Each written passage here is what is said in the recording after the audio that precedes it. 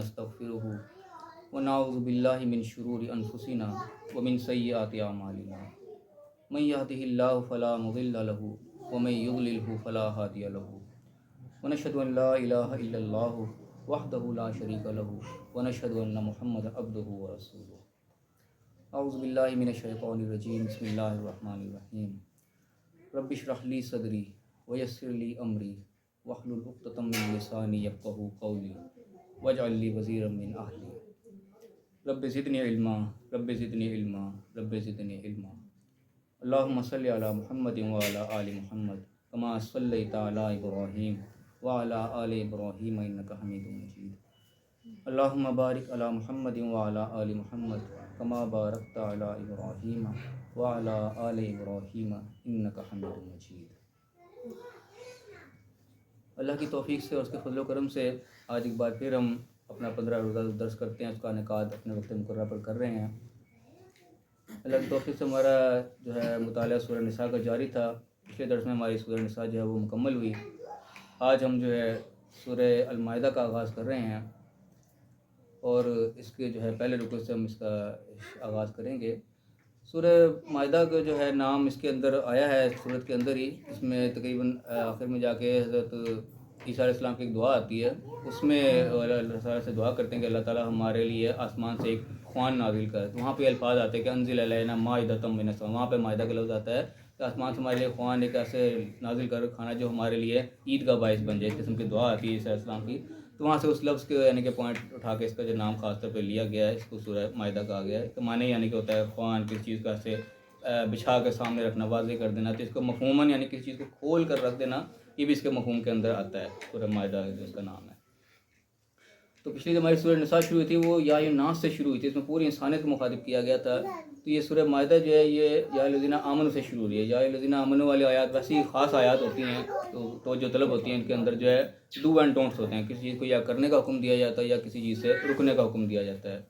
तो यहाँ भी जो सूरत हमारी आगाज़ हो रही है या लज़ीना आमनू की आयत है। देखें अल्लाह ताला हमें किस चीज़ का यहाँ पे हुक्म दे रहा है या किस चीज़ से मना कर रहा है।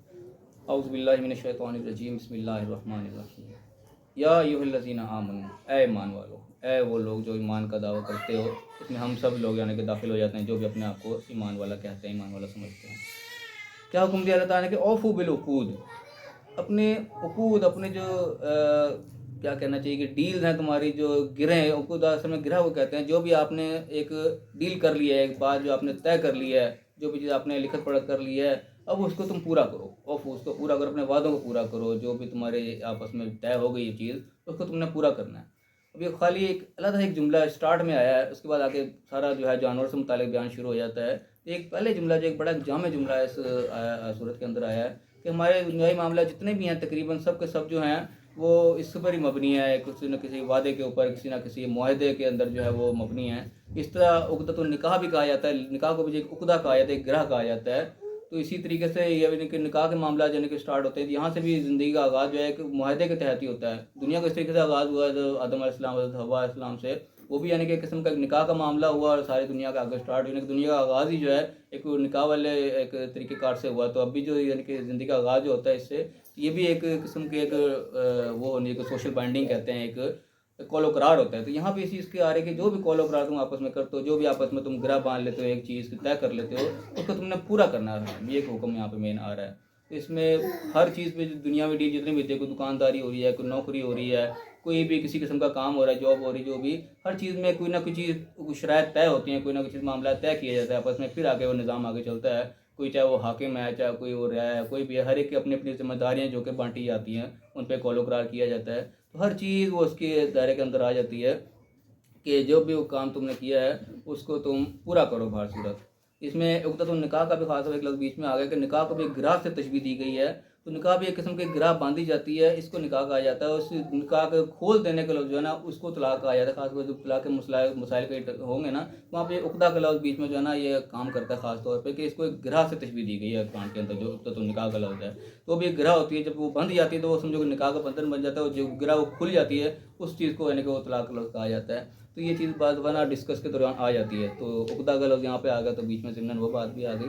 تو پہلے جملہ جو ہے بڑا جامع ہے کہ تم نے جو بھی آپس میں قول و قرار کرنے ہیں اس کو تم نے پورا کرنا ہے، یہ سوچ سمجھ کے کرو کہ خالی کھلی بات نہیں ہے، بس بات کہہ دی اس بات کو بھول بھال گئے، نہیں، یہ باقاعدہ کہ اللہ کا حکم ہے، یہ فرض ہے ہم پر، یا مخاطب کیا کہ اللہ نے کہا ہے کہ جو بھی تمہاری ڈیل آپس میں طے ہوئی ہے اس کا پورا کرو، چاہے وہ کسی بھی لیول کی ہے۔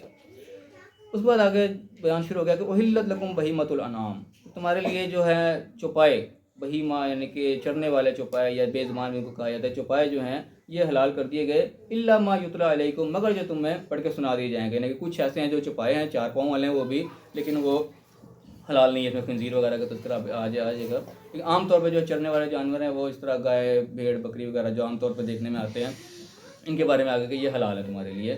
آگے کہ الا ما یتلی علیکم، مگر جو تمہیں بتا دی جائیں گے، یہاں پہ یتلا کا لفظ ہے نا، یہ اسی سے لفظ تلاوت بنا ہے۔ تلاوت کا مطلب ہوتا ہے کسی کو پڑھ کے سنانا، کسی کو بات آگے بتانا۔ تو ہمارے ذہن میں آپ تلاوت کا لفظ جو ہوتا ہے نا، ہم پڑھنے کو بھی تلاوت سمجھتے ہیں کہ ہم قرآن کی تلاوت کر رہے ہیں، ہم پڑھ رہے ہیں۔ تلاوت کے لیے جو ہے نا لفظ وہ پڑھنا نہیں ہے، پڑھنے کے لیے لفظ ہے عربی کے اندر قرأت، پڑھنے کو قرأت کہتے ہیں۔ یہ تلاوت جو ہوتا ہے نا پڑھ کے سنانا، یہ جو ہم یہاں کام کر رہے تھے نا کہ ایک شخص پڑھ رہا ہے باقی سب سن رہے ہیں، اس کو اصل میں تلاوت کہا جاتا ہے۔ جو انسان علیحدہ پڑھ کے پڑھ رہا ہوتا ہے نا وہ قرأت کہلاتی ہے۔ تو ہمارے ذہن میں عام طور پہ اس کو بھی تلاوت ہی سمجھتے ہیں، ہم قرآن کی تلاوت کر رہے ہیں جی بیٹھ کے، وہ بیسیکلی تلاوت نہیں ہوتی۔ یہاں پہ یہ لفظ بتا رہے کہ الا ما یتلی علیکم، جو تمہیں پڑھ کے سنایا جائے گا ابھی کہ کیا کیا چیزیں حلال نہیں ہیں، ورنہ جنرلی سارے حالات۔ یہ تلاوت کا لفظ ذہن میں رکھیں، تلاوت کے معنی اصل میں پڑھ کے سنانا ہوتا ہے، دوسرے لوگ سنیں، آپ کہو اور دوسرے سنیں، اس کو تلاوت کہتے ہیں۔ قرآن میں جگہ جگہ اس حکم ہے قرآن کی تلاوت کرو، قرآن کی تلاوت کرو، کا مطلب یہ تھا قرآن لوگوں کو پڑھ کے سناؤ، کیا احکام ہے لوگوں کو بتاؤ، یہ نہیں خود بیٹھ کے بند کرنا پڑتا، وہ تلاوت ہے، وہ قرأت ہوتی ہے، ہم ذہن میں رکھیں۔ تو کیا فرمایا کہ غیر محل الصید، یہ تمہارے حلال تو چیزیں بتا دی گئی، مگر اس میں وہ چیزیں جو ہے نا احرام کی حالت میں جو ہے وہاں تم حرم، جب تم احرام کی حالت میں ہو تو شکار حلال نہیں تمہارے لیے، شکار کو تم نے حلال نہیں سمجھنا، ویسے شکار عام طور پر حلال ہوتا ہے، لیکن شکار میں جو جانور تم حلال کرو گے وہ تم نے احرام کی حالت میں حلال نہیں کری، یہ کہ یہاں پہ پابندی آ گئی، جب تم احرام کی حالت میں ہو، حج کے عمرے کے لیے جا رہے ہو تو اس وقت تم نے شکار نہیں کرنا، چاہے وہ جانور حلال ہیں، لیکن یہ ایک پابندی لگا دی گئی۔ یہ اسی قسم کی پابندی ہے جس قسم کی پابندی ان کو لگائی گئی تھی اصحاب السبت، ان کو کہا گیا تھا ہفتے والوں کو، ان پہ ہفتے والے دن کی پابندی تھی، چیزیں وہ مچھلیاں وغیرہ جو تھی عام طور پہ حلال تھیں، لیکن ہفتے کے دن کی پابندی، ہفتے کے دن تم نے یہ کام نہیں کرنا۔ یا جس طرح ہم دیکھیں تو رمضان کے مہینے میں ہماری پابندی لگتی ہے، دن بھر وہ کچھ نہیں کھانا کی چیزیں وہ حلال ہوتی ہیں، لیکن وہ نہیں کھانی جاتی۔ تو اسی طریقے سے یہ پابندی ہے، جب احرام کی حالت میں ہو گئے تو شکار نہیں کرنا تم نے، یہ یعنی کہ اللہ کی طرف سے ایک آزمائش ہوتی ہے کہ دیکھو اللہ تعالیٰ کے حکموں پہ کتنا بندہ کاربند رہتا ہے کہ چیزیں وہ لالچ کی چیزیں سامنے آئے کہ بندہ اس چیز کو لے لے، لیکن اس نے پابندی کرنی ہے تو اس کو نہیں کرنا ہوتا۔ اس چیز میں وہ ہفتے والے جو وہ فیل ہو گئے تھے، انہوں نے ہفتے والے دن بھی ہلے بازی نکالی تھی، لیکن یہ چیز ہے کہ ہم نے ایسا کوئی کام نہیں کرنا جس کو اللہ نے روک لیا، وہ حلال بھی ہے چاہے، لیکن جس ٹائم کے لیے وہ حرام ہے اس کو اللہ نے روک دیا، اس ٹائم بھی انہوں نے یہ کام نہیں کرنا۔ تو یہاں پہ یہ چیز آ گئی جب حرام کی حالت میں ہو تو شکار نہیں کرنا۔ تو کہا کہ ان اللہ یحکم ما یرید، اللہ تعالیٰ جس طرح چاہتا ہے وہ حکم دیتا ہے، یعنی کہ اس پہ ہم اللہ کا یہ سوال نہیں اٹھا سکتے کہ بھائی حلال چیز تھی ہمارے پہ کیوں حرام کر دی، کھانے کی چیزیں بھوک لگ رہی ہے ہم کیوں نہ کھائیں جی، یہ اللہ کا حکم، اللہ کے ٹیسٹ کا طریقہ ہے، یحکم ما یرید، جو چاہتا ہے حکم دیتا ہے، ہمارا کام اس کے حکم کی تعمیل کرنا، ہم اس پہ کوئی سوال نہیں کھڑا کر دیتے ہم حرام میں ہیں تو بھوکے ہم کیوں نہ شکار کریں، کیا کریں، نہیں، جو پابندی ہے اس کو ایز اٹ از لے کے چلنا، یہ تو امتحان ہوتا ہے اللہ کے تم کس طرح پورا کرتے ہو۔ پھر دوبارہ آ گیا یا الذین آمنوا، پھر ایمان والوں کو مخاطب کیا کہ لا تحلوا شعائر اللہ، لا تحلوا شعائر اللہ، اللہ تعالیٰ کے جو شاعر ہیں، نشانیاں ہیں، ان کی بے حرمتی مت کرو، ولا الشہر الحرام، نہ ہی حرمت والے مہینوں کی، ولا الہدیہ، نہ ہی ہدی کی، یعنی کہ ہدیے کے جو جانور ہوتے ہیں جو قربانی تو لے جائے جا رہے ہوتے ہیں ان کو ہدی کہا جاتا ہے، ولا القلائد، نہ ہی قلائد، ان کے گلوں میں پٹا ڈال دیا جاتا ہے۔ اس میں یعنی کہ 3-4 چیزیں گنوائی گئیں جو اللہ کی نشانیوں کے طور پہ، اس میں حرمت والے مہینے آ گئے کہ ان مہینوں میں جو ہے کوئی دنگا فساد نہیں ہونا چاہیے، کوئی لڑائی جھگڑا نہیں ہونا چاہیے، کوئی بے حرمتی نہیں ہونی چاہیے، امن و امان ہونا چاہیے۔ وہ 3-4 مہینے بتائے جاتے ہیں، ذیقعد ہوتا ہے، ذی الحج ہوتا ہے اور محرم ہوتا ہے، اور عام طب یہ رہتا ہے رجب کا مہینہ، ان کو حرمت والے مہینے کہا جاتا ہے کہ ان میں جو ہے یعنی کہ جاہلیت کے دور میں بھی لوگ ان مہینوں کی قدر کیا کرتے تھے، ان میں لڑائی جھگڑا نہیں کیا کرتے تھے۔ تو ان کا تذکرہ آ گیا کہ اس میں کوئی بے حرمتی نہیں کرنے والا، ہدیہ جو ہدیہ کے جانور لے کے جائے جا رہے ہیں، جو قربانی کے لیے لے جائے جا رہے ہیں، حرم کی طرف لے جائے جا رہے ہیں، جو لوگ لے کے جا رہے ہیں ان کے ساتھ کوئی بے حرمتی نہیں، ان کو چھیڑ چھاڑ نہیں کرنا، ان کو تنگ نہیں کرنا۔ بولے قلائد، جن کے گلوں میں پٹے ڈال دیے گئے، یعنی کہ ابھی ان کو پال رہے ہیں، تیار کر رہے ہیں، گلوں میں پٹے ڈال دیے، پہلے نشانی لگا دی گئی یہ اللہ کے لیے مخصوص ہیں، تو ان چیزوں کی تم نے بے حرمتی نہیں کرنی۔ ولا آمین البیت الحرام، نہ ہی جو بیت الحرام میں جانے والے جو لوگ ہیں جو اس کی طرف جا رہے ہیں، جب تغون فضلا من ربہم، جو اللہ کا فضل تلاش کرنے کے لیے جا رہے ہیں، وہ رضوان، آپ کی رضامندی تلاش کرنے کے لیے جا رہے ہیں، اللہ کے راہ میں نکلے ہوئے ہیں، ان کو تم لوگوں نے تنگ نہیں کرنا کسی طریقے سے بھی، ان کے لیے جو ہے سہولیات پیدا کرنی ہے، ان کو نہ کہ ان کو تنگ کیا جائے کسی بھی طریقے سے۔ تو یہ کچھ چیزیں خاص طور پہ بتائی گئیں کہ جو کہ اللہ کے نام سے منسوب ہو جائیں، اللہ کے لیے جن کو خاص کر دیا جائے، تم نے ان کا احترام کرنا ہے ہر صورت میں۔ اور فرمایا کہ وَإِذَا حَلَلْتُمْ فَاصْطَادُوا، ہاں جب تم حلال ہو جائے، یعنی کہ احرام اتار دو، یہ احرام کا یعنی کہ الٹ ہے، یہ حرم نہ تھا، احرام باندھو، حلل تم ہے کہ احرام اتار دو، फस्तादू, फिर तुम्हें इजाज़त, फिर तुम शिकार कर सकते हो। यानी कि शिकार की पाबंदी थी वो सिर्फ हरम के इसके अंदर थी, हराम के अंदर। तो हराम उतार दो, फिर तुम्हें इजाज़त है, कर सकते हो। अब यहाँ पे फस्तादू का लफ्ज़ है ना, अब ये बेसिकली लगता है ऐसे हुक्मिया लफ्ज़ है कि फिर तुम शिकार करो। लेकिन कुरान के चंद आयात ऐसी भी होती हैं, यहाँ पे ये भी देखना पड़ता है कि ये हुक्म किस माने में यानी कि फ़र्ज़ में आ गया हुक्म, तो फ़र्ज़ हो जाता है कई जगह। जिस तरीके से जुमे के अहकामात के अंदर कि जब तुम जुमे की नमाज़ के लिए निकलो तो काम के बाद छोड़ दो, फिर जब नमाज मुकम्मल कर लो तो फिर फैल जाओ ज़मीन पर, अल्लाह का फजल तलाश करो। वो भी ऐसे हुक्मिया से ही आता है कि फ़ब्तगू मिन फ़ज़ल, तो अल्लाह का फजल तलाश करो। तो उसमें ये नहीं मतलब होता है कि फजल तलाश करना फ़र्ज़ हो गया, बंदा जुमे को छुट्टी नहीं करता, जुमा पढ़ के आया तो उसको लाज़मी फजल तलाश करने निकलना पड़ेगा। वो एक इजाज़त वाले जुमले होते हैं इस किस्म के, जहाँ पे इजाज़त दी जाती है, पाबंदी आर्ज़ी लगाई गई होती है, उस पाबंदी को छोड़ दिया जाता है। तो वहाँ पे बज़ाहिर लगता है कि हुक्म आ रहा है, लेकिन हुक्म नहीं, कोई इजाज़त के तौर पे होता है कि ठीक है जुम्मे से फारिग हो गए तो ठीक है, फिर तुम अपने काम काज में लग जाओ, तो इजाज़त होती है। तो यहाँ पे भी इसी किस्म का है, जब तुम ihram उतार लो तो फिर ठीक है, तुम शिकार कर सकते हो। तो यहाँ कोई बात के लोग ना इस किस्म की चीज़ों पर एतराज़ उठा देते हैं कि जो हुक्म है शिकार करो तो शिकार लाजमी करना पड़ेगा। नहीं, लाजमी नहीं है, ये इजाज़त है कि ihram में पाबंदी थी, वो पाबंदी ख़त्म हो गई, अब तुम कर सकते हो। और फिर फरमाया कि वला यजरिमन्नकुम शनाआनु कौमिन अन सद्दूकुम अनिल मस्जिदिल हराम, और तुम्हें किसी कौम की दुश्मनी इस चीज़ पर आमादा ना कर दे कि उन्होंने तुम्हें मस्जिद हराम से रोका था। यानी कि लोग पहले नहीं जाने दिया करते थे, फ़तह मक्का का बाद फिर यानी कि वो जाने की इजाज़त हुई थी, इससे पहले पाबंदी लगा रखी थी, मुशरिकीन ने घर में आने नहीं देते थे। तो उसका तज़किरा आया कि तुम्हें किसी कौम की दुश्मनी इस बात पर आमादा ना करे कि अन तातदू, कि तुम उनके साथ कुछ ज़्यादती कर जाओ। यानी किसी बंदे ने तुम्हारे साथ ज़्यादती की हुई है, तुम्हारे साथ कोई बुरा काम किया हुआ, अब तुम्हारे हाथ में गेम आई है, तुम चाहो उनसे बदला ले सकते हो। तो ये ना काम करना कि तुम ज़्यादती कर जाओगे, आज तुम्हारे मौका मिला, ठीक है, तुमने हमारे साथ ये किया था, आज हम तुम्हारे साथ ये करेंगे, ये चीज़ नहीं, पुरानी चीज़ का मैं दर्श नहीं देता। ये देखो, इसी चीज़ से आप असल में जो आम माफ़ी का ऐलान कर दिया कि ठीक है, जो हो गया तो हो गया, जाओ तुम्हें माफ़ है। इस तरह यूसुफ अलैहिस्सलाम का वाक़या मिलता है, जो भाइयों ने उनके साथ ज़्यादती की थी, लेकिन जब यूसुफ अलैहिस्सलाम के सामने वो आए तो यूसुफ अलैहिस्सलाम को माफ़ कर दिया कि ठीक है, कोई बात नहीं, वो शैतान था, इसने हमारे दरमियान करवा दिया। तो ये एक दर्स मिलता है इस चीज़ का कि किसी ने तुम्हारे साथ कोई ज़्यादती की हुई थी, तो तुम्हारे पास मौका मिला तो तुम ये ना करो उससे बदला लेने लग जाओ, उसके साथ तुम ज़्यादती करने लग जाओ कि तूने मेरे साथ ये किया था, मैं तेरे साथ ये करूँगा। ये नहीं, अल्लाह ताला को ये चीज़ पसंद नहीं है। तुम ज़्यादती ना करो उससे कि इस चीज़ को तुम्हें उन लोगों ने रोका था तो आज तुम वो करने लग पड़ो, नहीं करना। इसके बाद जो है हम आयत आई क्या कि बताओन अलल बिर्र व तकवा, ताउन करो नेकी के और तकवा के कामों में। ये बड़ी यानी कि अहम आयत है कि आपस में जो भी मामलात हैं, जो नेकी के काम है उसमें तुमने ताउन करना है, तकवा के काम है। वला ताउन अलल इस्मि वल उद्वान, तो दुश्मनी के और गुनाह के कामों में जो है वो तुमने उसके साथ ताउन नहीं करना, वो चाहे कोई भी है। इसमें सारी जनरल आयत आ गई कि जब नेकी का काम कोई भी कर रहा है, वो तुम्हारा अपना है, पराया है, मुस्लिम है, गैर मुस्लिम है, कोई भी, जब काम वो नेकी का कर रहा है तो तुमने उसका ताउन करना है। जो काम सही है ना, पता है कि इसके अंदर भलाई है, इंसानों की भलाई है, किसी की भलाई है, फिर तुमने ये नहीं देखना वो कौन है कौन नहीं। और काम अगर बुराई का है, वो तुम्हें चाहे अपना इसके लिए बुला रहे कि जी फलाने के साथ ये करना है हमने, तुमने इसमें शामिल नहीं होना, ये अल्लाह का हुक्म है बाकायदा। अब इसमें कोई भी आ जाए, चाहे कोई अपना हो चाहे पराया हो, जब बुराई का काम है तो तुमने इसमें शामिल नहीं होना, अच्छाई का काम है तो तुमने शामिल हो जाना, चाहे कोई भी है। ये बड़ी जनरल सी बात है, ज़िंदगी के बड़े मामला के अंदर ये अप्लाई करती है। इंसान के ख़ानदानी मामलात होते हैं, दुनियाई मामलात, दफ्तरी मामलात, कई जगह यानी कि बड़ी बड़ी प्लानिंग होती है कि फलाने के खिलाफ हमने ये काम करना है जी, ये प्लान चल रहा है। किसी ऐसे प्लान में दाखिल नहीं होना जो कि गुनाह की तरफ ले जा रहा है, किसी दुश्मनी की तरफ ले जा रहा है, वो चाहे आपको कोई भी चीज़ दावत दे रहा है, उसमें हमने दाखिल नहीं होना।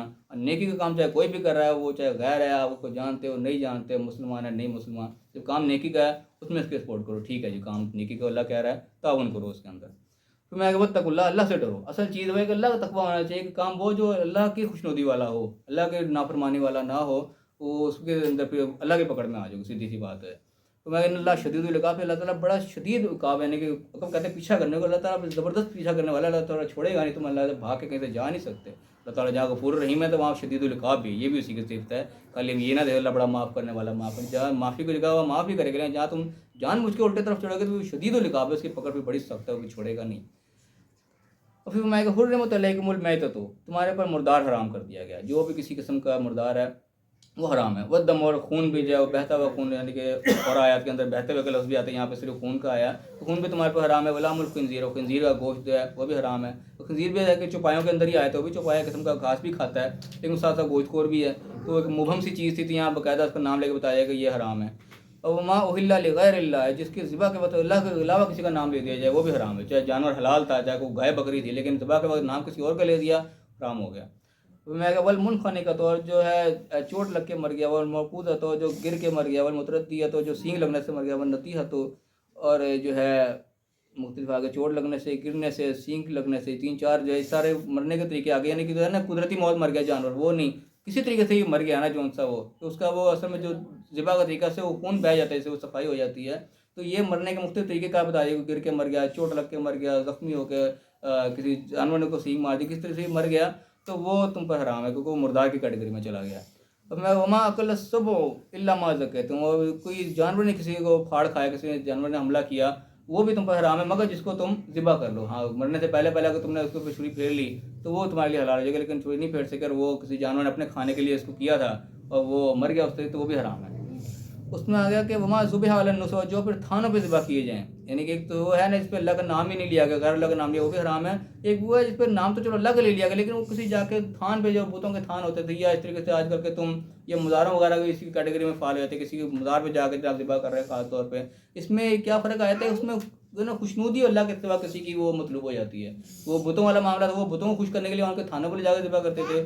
آج کل ہمارے اندر جو ہے اس کی جگہ یہ مزار ٹائپ کی چیزیں آ گئی کہ فلانے دربار پہ جا کے ہم ذبح کریں گے۔ وہ فلانے دربار پہ جانا جو ہے نا، وہ اصل میں اس کی خوشنودی بیچ میں آئی تھی کہ فلاں ہم نے بزرگ کو خوش کرنا ہے جا کے، وہ چاہے اللہ کا نام لے کے ذبح کر رہا ہے، لیکن جب خاص جگہ پہ چلا گیا نا ایسی پہ، وہ بھی پھر حرام ہو جائے گا۔ اور میں کہ ون تستقسموا بالازلام، وہ 500 کے ذریعے تم تقسیم کرو، یہ بھی ان کے ایک طریقے کا آتا ہے کہ 500 پھینٹ کے جو ہے وہ تقسیم کیا کرتے تھے آپس میں گوشت وغیرہ کی۔ تو یہ اس قسم کے جتنے بھی عجیب و غریب سے کام ہے نا، ساروں کو رہے گا ظالم الفسق، سارے گناہ کے کام ہیں، اللہ نے سب کو حرام کر دیا، جو ہے جنرلی سب کا نام لے کے سب کو فسق کہہ دے گا، اس قسم کا کوئی کام جو ہے وہ جائز نہیں ہے۔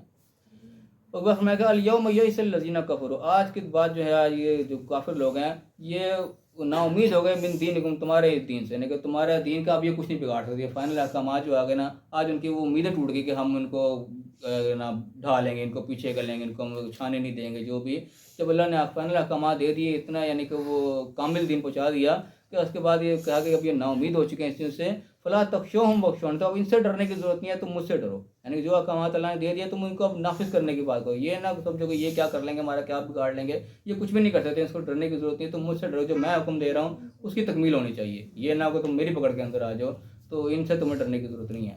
اب یہ آگے بڑی اہم ترین آیت آگے، یعنی کہ آخری نزول والی آیات ہیں کہ میں کہا الیوم اکملت لکم دینکم، آج کے دن تمہارا دین جو ہے مکمل کر دیا گیا، واتممت علیکم نعمتی، اور میں نے اپنی نعمت تم پر تمام کر دی، ورضیت لکم الاسلام دینا، اور دین اسلام کو تمہارے لیے پسند کر لیا، یعنی کہ یہ فائنل احکامات آ گئے جس کے بعد کہ کافر جو نامید ہو گئے کہ اب ان کا کچھ نہیں ہو سکتا، اب یہ ہمارے پر چھا کے ہی رہیں گے، ان کے آج جو امیدیں تھی کہ ہم کہیں نہ کہیں سے ان کو دبا لیں گے، وہ ساری امیدیں ٹوٹ گئیں۔ تو اللہ نے کہہ دیا بس اب ان سے ڈرنے کی ضرورت نہیں ہے، تمہارا دن مکمل ہے، تمہاری ہر چیز میں نے پہنچا دی تمہارے تک پوری، اپنا جو ہے اہتمام میں نے کر دیا، ساری جو چیز میں رضامندی تم پر ظاہر کر دی، اسلام کو بطور دین پسند کر لیا، اور تمہارا کام ہے اس کو بس نافذ کر دو، ان سے ڈرنے کی ضرورت نہیں ہے۔ اس کے بعد فرمایا کہ فمن اضطر فی مخمصۃ، اور پھر جو ہے اضطراری کیفیت میں آ گیا، ایک بھوک کے یعنی کہ لاچاری کی ایسی کنڈیشن میں آ گیا، غیر متناجف للاسم، گناہ کی طرف مائل نہ ہونے والا نہ ہو، فإن اللہ غفور، تو اللہ بخشنے والا مہربانی ہے، یعنی کہ پیچھے وہ حرمات ساری بیان ہوئی، یہ چیزیں حرام ہے ساری، ان کے ذمن میں یہ بات ہے کہ جو شخص بالکل یعنی کہ ایسے کنڈیشن میں آ گیا کہ وہ اب زندگی موت کے کشمکش میں چلا گیا، اس کو علاوہ کوئی چیز ملی نہیں رہی جس سے اس کی زندگی بچ سکے، تو ایسی صورت میں حرام چیز بھی جو ہے اتنی استعمال کی جا سکتی جس سے کسی کی زندگی بچائی جا سکے۔ اسی کیٹیگری میں یعنی کہ وہ چیزیں بھی آئی تھی جن دوائیاں وغیرہ کے اندر بعض الکوہل وغیرہ اس قسم کی چیزیں استعمال ہو جاتی ہیں، وہ بھی اسی چیز میں آئے کہ ان کی جان بچانا مقصود ہوتا ہے، وہ کوئی شوق سے نہیں پیتا کہ مجھے شراب تھوڑی سی مل جائے میں پی لوں، وہ مقصد نہیں ہوتا، مقصد یہ ہوتا ہے کہ اس کی زندگی بچ جائے، وہ نہ جگہ آ جاتی ہے جہاں جان بچانا مقصود ہو، تو وہاں تعالیٰ نے حرام چیز کی بھی اجازت دے دی، شرط ساتھ میں لگا دی کہ اس کی طرف کوئی مائل ہونے والا نہ گناہ کی طرف اس کی دماغ نہ جا رہا ہو، نہ اس کی طرف کوئی ایسی چاہت ہو اس کے اندر، مقصد صرف جان بچانا مقصود ہو کہ برکب جان زندگی موت کی کشمکش میں آ گیا، تو پھر تم اس میں سے حرام چیزوں میں سے بھی اتنا لے سکتے ہو جس سے جان بچ جائے بس۔ اس بار فرمایا کہ یسألونک ماذا احل لہم، تم مجھ سے سوال کرتے ہیں کہ ان کے لیے حلال کیا ہے، اتنی ساری حرام چیزوں کی لسٹ آ گئی، حلال کیا ہے، کہ قل احل لکم الطیبات، جتنی پاکیزہ چیزیں تمہارے لیے حلال ہیں، جو پاکیزہ چیزیں وہ حلال ہیں، لیکن پاکیزہ کے اندر جو موم قسم کی چیزیں تھی وہ اللہ نے بتا دی کہ یہ چیزیں تمہارے لیے حرام ہیں، باقی صاف ستھری جتنی چیزیں ہیں انسان کے لیے موافق ہیں وہ ٹھیک ہے، وہ حلال ہیں۔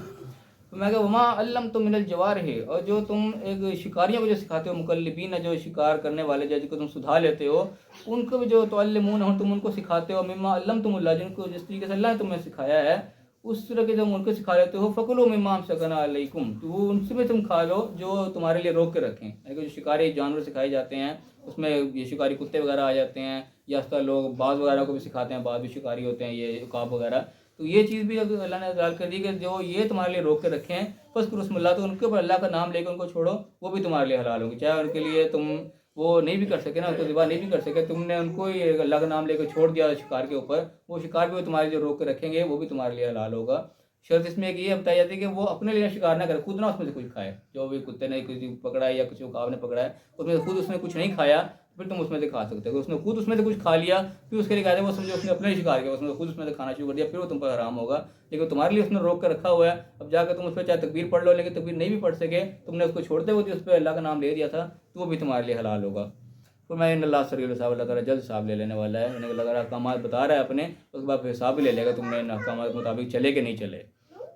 پھر میں بیچ میں آ گیا واتقوا اللہ، اللہ کا تقویٰ اختیار کیے رکھو. یہ تمام احکام جو ہیں اس کے اندر تقویٰ جو ہے وہ اپنی جگہ ضروری ہے کہ ہم جو بھی کام کر رہے ہیں وہ اللہ کا خوف دل میں رکھ کے کریں. کسی چیز کو، کسی رعایت کو ایکسٹرا نہ لینے کی کوشش کریں. اللہ نے تھوڑا سا موقع دے دیا، چلو اس موقع سے نجائز فائدہ اٹھا لو، نجائز فائدہ نہیں اٹھانا. اللہ کا تقویٰ ہر وقت بندے کے دل میں ہونا چاہیے کہ جو بھی مجھے سہولیات ملی ان کا میں نے جواب بھی دینا ہے اللہ کو. یہ تقویٰ ہوتا ہے جو انسان کے دل کے اندر ہوتا ہے. تو ہر وقت اس چیز کا خوف ہو کہ میں نے کسی کے آگے جواب دہ ہونا ہے. پھر میں کہا الیوم احل لکم الطیبات، آج کے دن تمہارے لیے طیبات حلال ہیں، جو پاکیزہ چیزیں وہ تمہارے لیے حلال ہیں. وطعام الذین اوتوا الکتاب حل لکم، جو ان کا اہل کتاب کو جن کو کتاب دی گئی ہے ان کا کھانا تمہارے لیے حلال ہے. وطعامکم حل لہم، تمہارا کھانا ان کے لیے حلال ہے.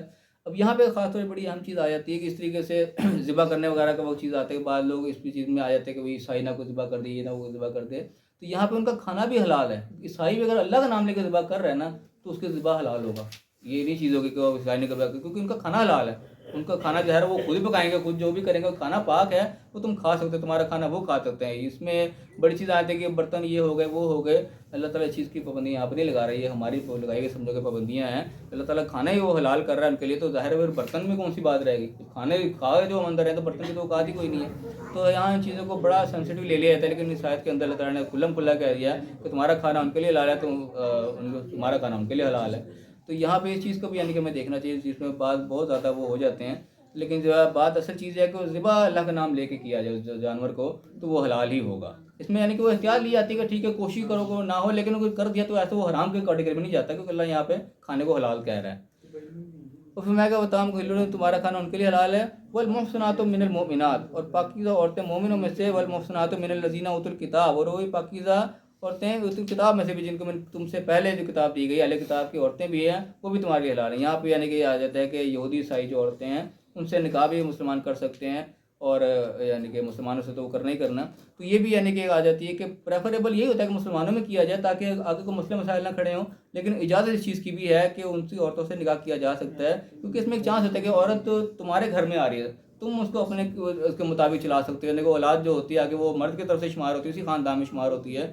تو یعنی کہ اس کے اندر چانس ہے وہ جو غیر مسلم بھی تھی اس کو بھی تم اپنے اندر لا کے تو اس کو تم اسلام تک پہنچا سکتے ہو. اپنی عورت کو وہاں نہیں دینا، اس چیز کی اجازت نہیں کہ اور مسلمان عورت جو وہ غیر مرد سے نہیں کرے گی یہودی عیسائی سے. یہودی عیسائی عورت سے مسلمان شادی کر سکتا ہے تاکہ اس کے اندر چانس یہ ہے کہ اس کو بھی اسلام کی تعلیم دی جا سکتی ہے. وہ جو اولاد جو ہوگی ظاہر وہ مرد کی طرف سے ہوتی ہے تو وہ مسلمان ہی کہلائے گی، وہ یہودی عیسائی نہیں کہلائے گی. یہ بھی ایک اجازت ہے، لیکن یہ اجازت کی حد تک ہے. پریفریبل یہی ہے کہ مسلمانوں کے اندر کیا جائے، اس سے زیادہ پریفر ہوتا ہے کہ اپنے خاندان میں دیکھ کے کیا جائے. تو یہ پریفرنس ہے لیکن اجازت ضرور ہے، پابندی نہیں ہے اس چیز کے اوپر. اور اس کے بعد فرمایا کہ آتے تمون، ہاں ایک شرط یہ ہے کہ اذا آتے تمون اجور، تم نے ان کا اجر جو ہے حق مہر جو ہے وہ ضرور دینے، جس طرح مسلمانوں کو دیتا ہے اس طرح اگر غیر مسلم عورت سے بھی کرو گے تو حق مہر اس کو دینا ہوگا. اور اگر مقاصد بھی آگے محسنین غیر مسافین، ان کو بسانا مقصود ہو، خالی کوئی اپنے یعنی کہ دوستیاں نکالنا مقصود نہ ہو، بلا متخذی ادنان، نہ کوئی چھپی دوستیاں، نہ کوئی شہوت رانی، اس قسم کی کوئی چیز نہ ہو، باقاعدہ گھر بسانا مقصود ہو، اس طریقے سے پھر تم کر سکتے ہو. اجازت ہے غیر مسلم، صرف یہودی عیسائی اہل کتاب جن کو کہا جاتا ہے اس کے اندر تک. اور پھر میں کہ میں یکفر بالایمان، پھر جو ایمان کے ساتھ پھر کفر کی ملاوٹ کرے گا، فقط حبط عملہ، تو پھر اس کے اعمال جو برباد ہو جائیں گے. یعنی کہ اللہ تعالیٰ اجازت دے رہا ہے تو اس اجازت کے اندر کوئی اس کا نجائز فائدہ اٹھایا جائے گا، ایمان کے ساتھ کوئی اندر کوئی کفر بیچ میں اس کا ملاوٹ ہو جائے گی. یعنی کہ کسی غیر مسلم سے شادی کر رہا ہے یہودی عیسائی سے، اس کا مقصد کچھ اور ہو گیا، خالی گھر بسانے نہیں ہوگا مقصد، کوئی نیشنلٹی لینا ہو گیا، کوئی دنیائی مراد حاصل کرنا مقصد ہو گیا. یہ چیز اگر کرو گے تو پھر وہ اللہ کی جو ہے وہ ایک قسم کے کفر کے ملاوٹ، دنیائی منفعت بیچ میں آ گئی، وہ چیز نہیں آنی چاہیے، پھر تمہارے اعمال برباد ہو جائیں گے. یعنی اللہ تعالیٰ جو رعایتیں دیتا ہے بڑی خاص مقاصد کے لیے ہوتی ہیں، کہ بعد ایسے کنڈیشنز آ جاتی ہیں جہاں پہ کام کوئی کرنا پڑ جاتا ہے تو اس کی اجازت رکھی جاتی ہے. اس اجازت اگر ناجائز فائدہ نہ اٹھایا جائے، اللہ تعالیٰ ساتھ ساتھ جو ہے نا ریسٹرکشن لگا دیتا ہے کہ جس کے ایمان کے ساتھ بھی کفر بیچ میں ملاوٹ ہوگی، کیونکہ نیت میں کوئی فطور آ گیا تو اس کے اعمال پہ برباد ہیں، پھر وہ کسی کھاتے میں نہیں جائیں گے. وہ ہوا فی الآخرۃ من الخاسرین، پھر وہ آخرت میں وہ نقصان اٹھانے والے میں ہو جائے گا. وہ رعایت بھی جو اللہ کی طرف سے دی گئی پھر وہ رعایت نہیں رہے گی، اس کی پکڑ کے وہ مجھے بن جائے گی اگر پھر نیت میں کوئی فطور آ گیا. کہ مجھے رعایت ملی تو بس میں اس سے فائدہ اٹھا لوں. فائدہ وہ دنیائی معاملات کے لیے اس میں پڑے گا تو وہ سمجھو اس کیٹیگری میں چلے جائے گا. اس کے اندر پھر کفر کی ملاوٹ ہوگی, لالچ آ گیا اس کے دل کے اندر, تو اس کے معاملات گئے, پھر وہ آخرت میں نقصان والا ہو گیا. تو یہاں پہ ہماری جو یہ رکوع مکمل ہو رہا ہے. ان صورت کے اندر جو مین پوائنٹس ہیں ان پر ایک نگاہ ڈال لیں ہم. سب سے پہلے جو اہم حکم آیا ایمان والے مخاطب کر کے آ گیا, وہ یہ سب سے پہلے آ گیا کہ اپنے عقود جو ہیں, جو عقدہ جو گرہ تم نے باندھی ہے, جو آپس میں ڈیل طے کی ہے, جو آپس میں قول و اقرار کیے ہیں, وہ تم نے بہر صورت پورے کرنے ہیں. یہ یعنی کہ تمام دنیائی معاملات پہ آ گئے. اس طریقے سے ہر بندہ اپنے وعدے کیے وہ پورے کرنے لگ جائے تو دنیا ہی سیدھی ہو جائے. ہمارے قرآن کیا کیا کچھ وعدے کرتے ہیں, آپس میں گھریلو کیا کیا کچھ قول و اقرار ہوتے ہیں. ہر بندہ اپنے قول و اقرار کو پورا کرے جیسا اس نے وعدہ کیا ہے. جس طریقے سے عدالت میں جا کے قسمیں کھائے کہتے ہیں جو کچھ کہیں گے سچ کہیں گے, واقعی سچ کہیں, اس طریقے سے سارے معاملات ہی سیدھے ہو جائیں.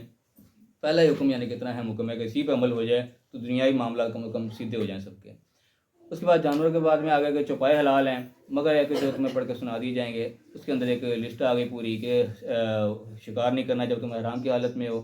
اس کے بعد فرمایا کہ تم نے بے حرمتی نہیں کرنی, اللہ کے جو نشان ہیں جن پر اللہ کے نشان لگے, نام لگے. جیسے ہم اپنے جھنڈے کو دیکھ لیں, اس میں ملک کا ایک نشان ہوتا ہے, جھنڈے اس کی تعظیم کی جاتی ہے. کہ جھنڈا لگا کپڑا ہی ہے نا, لیکن اس کی تعظیم کی جاتی ہے کہ ملک کا نشان اس پر لگے, ملک کا نام لگ گیا اس کے ساتھ. اس طرح جس چیز کا اللہ کا نام لگ جائے اس کی بھی جو ہے احترام کرنا وہ لازم ہو جاتا ہے, کیونکہ اللہ کا نام لگ گیا اس کے ساتھ, وہ اللہ کے لیے مختص ہوگی.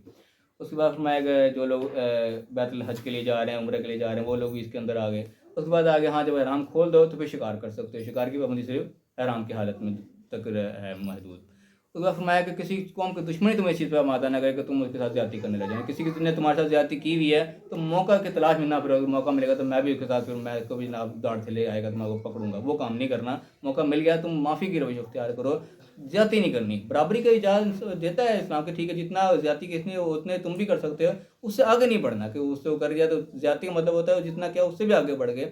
معافی تو ایک بہت اعلیٰ درجہ ہے نا. تو زیادتی کی صورت نہیں کرنی کہ تمہارے ساتھ کو موقع ملا اس نے زیادتی کر دیا اب تم اس کے ساتھ چڑھ دوڑو, وہ کام نہیں کرنا. اس کے بعد آیا کہ تعاون کرنا ہے نیکی و تقوی کے کاموں میں, اور برائی گناہ کے کام میں دشمنی میں بالکل تعاون نہیں کرنا. وہ چاہے کوئی بھی ہے, ایک جنرل رول ہے جو پوری زندگی کو انسان اپلائی کر کے رکھے. جہاں بھی نیکی کا موقع ملا ہر ایک کے ساتھ تعاون کرو, جہاں بھی کوئی برا کام ہوگا اس سے پیچھے ہٹ جاؤ. تو ہمیں اللہ کا تقوی اختیار کرے گا, کیونکہ اللہ تعالیٰ شدید العقاب ہے, وہ دیکھ رہا ہے ہر وقت, تو پھر وہ پیچھا کرے گا, ایسا کہ وہ چھوڑے گا نہیں. اللہ کے پکڑ میں جب انسان آ جاتا ہے نا تو انسان کے لیے نکلنا مشکل ہو جاتا ہے. یہ وہ چیز ہے کہ شدید العقاب ہے, اللہ تعالیٰ ڈرو اس چیز سے. اس کے بعد حرمات آگے کہ مردار حرام ہے اور لحم الخنزیر آ گیا جس پہ اللہ کا نام نہیں لیا گیا. اس کے بعد وہ چوٹ لگا ہوا گرا ہوا مختلف کیٹیگری جو مردار میں جائیں سارے حرام. اس کے بعد جو تھانوں پہ جا کے ذبح کی جاتی ہے چیزیں کسی کے اور کے نام کی, یعنی کسی اور کی خوشنودی مقصود ہو جائے جس کے اندر, وہ بھی حرام ہے. خوشنودی صرف اللہ کی اس میں ہونی چاہیے. اور یہ پانسے وغیرہ اس قسم کے جو فضول قسم کے کام ہیں ان سب سے بچو. فسق آ گیا, سب حرام ہے. اس کے بعد فرمایا کہ دین اللہ نے مکمل کر دیا.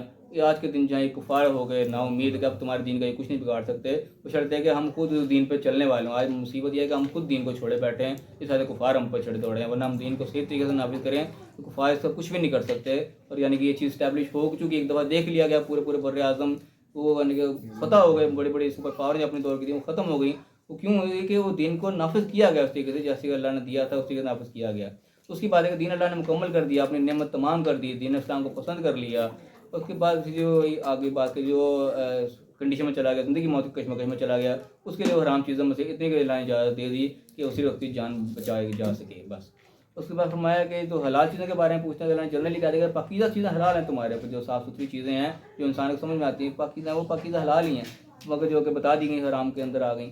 اس کے بعد فرمایا کہ جو جانور سکھاتے ہو تم شکار والے, ان کا شکار بھی جو تمہارے لیے وہ روک کے رکھتے ہیں وہ بھی تمہارے پہ حلال ہے. تم ان پہ اللہ کا نام لو اور ان کے ذریعے سے تم کھاؤ, اللہ کا تقوی اختیار رکھو اس چیز کے اندر, اللہ جلد حساب لینے والا ہے. اور وہ فرمایا کہ آج کے دن جو ہے تمام کھانا تمہارے جو ہیں وہ اہل کتاب کے لیے حلال ہیں اور ان کے کھانے تمہارے لیے حلال ہیں, دونوں کے ایک دوسرے کے کھانے کھائے جا سکتے ہیں. تو یہ بات وہ کھانے والی چیزیں, کوئی حرام چیز نہ, وہ تو ایسے ہی حرام ہے. جو کھانے لائق چیز ہے وہ چاہے عیسائی کو پکا کے لے آئے, کوئی یہودی پکا کے لے آئے, تم کھا سکتے, اللہ نے اجازت دے دی. اس کے بعد یہاں پہ نکاح کا آگے کہ جو اہل کتاب کی عورتیں ہیں ان سے نکاح کیا جا سکتا ہے. شرط یہ ہے کہ ان کو گھر بسانا مقصود ہو اور کوئی اس کے علاوہ کوئی فضول مقصد نہ ہو, کوئی دنیائی مقصد نہ ہو, کوئی اپنا چسکا پورا کرنا مقصد نہ ہو. اس قسم کی چیزیں کوئی نہیں ہونی چاہیے, کیونکہ جس نے ایمان کے ساتھ کفر کو بیچ میں شامل کر لیا, اس کی نیت میں کوئی بھی فطور آ گیا کسی قسم کا, اس کے اعمال پہ سارے برباد ہیں, اگلے پچھلے اعمال ختم, اور آخرت میں اس کے لیے نقصان کا فیصلہ سنا دیا اللہ نے. تو یہ مین پوائنٹ تھے ایسے کچھ. اللہ دعا ہے جو حق بات ہے مطلب صحیح سمجھنے کی توفیق عطا فرمائے, صحیح اس پہ عمل کرنے کی توفیق عطا فرمائے, اور صحیح دوسرے تک پہنچانے کی توفیق عطا فرمائے. اس کے بارے میں کسی نے کوئی سوال ہے تو وہ کر سکتا ہے. اللہ تعالیٰ میں صحیح عمل کرنے کی توفیق عطا فرمائے. وآخر دعوانا الحمدللہ.